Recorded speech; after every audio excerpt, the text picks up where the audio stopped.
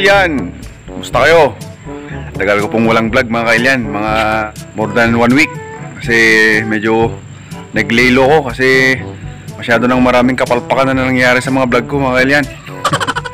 Akalain mo ba naman yung isang vlog ko kasi nung isang araw, na-edit ko na, nagawan ko na ng thumbnail, tapos i-upload ko na lang sana. And dahil sa kasablayan ko, na-delete ko na naman. Kaya medyo I'm a little bit frustrated mga kailyan. Kaya medyo naglelo muna ako.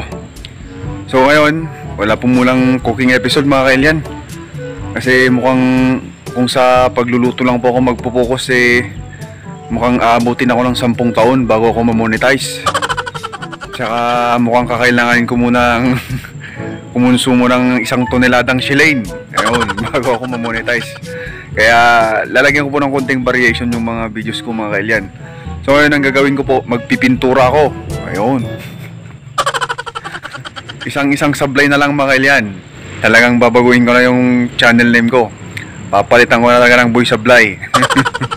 So yan po, sana po kahit paano na-miss nyo rin ako. Pakita ko po sa inyo yung pipinturahan ko mga kailyan. So dyan lang po kayo.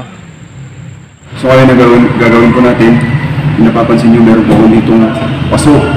Then papansin nyo meron din po siyang konting design. Yan.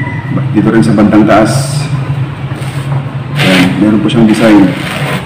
Pero ang problema, hindi po siya masyadong ma-highlight kasi plain color po itong paso natin. So ang gagawin po natin ngayon mga kailyan, i-try po natin siyang i-enhance.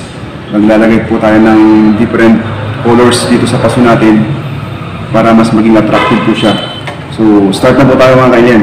Ang first step po natin, nilinisan natin itong paso. Nalinis ko na po ito kanina. Kaya magpuproceed na po ako agad sa second step. Mag-a-apply na po ako ng primer. Ayan. Latex po yan. Latex paint na flat.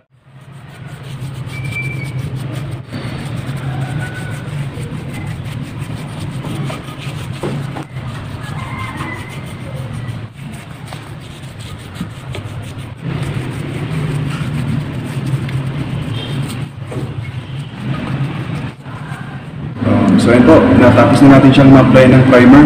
Ang gagawin po natin ngayon, antayin na muna natin siyang matuyo. Then saka po tayo maglalagay ng mga different colors natin dito sa mga design na nakikita natin dito sa pot natin mga kailyan. You know? Oh, ito na mga kailyan yung pinindura ko kanina. Pero gabi na. Hindi ko na ituloy kanina kasi madami rin po kasi talaga akong ginagawa. Binabalance ko po kasi yung trabaho ko tsaka yung vlog ko. Bale yung ginagawa ko, pag may free time ako, sumasaglit lang ako mag-vlog. Kaya hindi ko na ito natapos. Ayan. Pero natuyo na po siya. Ayan. Ayan na po siya. Bale, itutuloy ko na lang ngayon. Ayan, napakita ko lang sa inyo.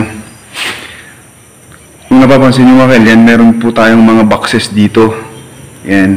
Parang box-box yan. Yan po yung lalagyan natin ng different colors natin mga kailyan. Ito naman po yung mga pintura natin. Bale, ito lang po kasi yung available sa akin. Bale, tira-tira ko lang po ito mga kailyan dun sa mga pinipinturahan ko nun. Bale, yellow, green, pink, tsaka violet. Didiskartehan na lang po natin kung anong pwedeng gawin dyan.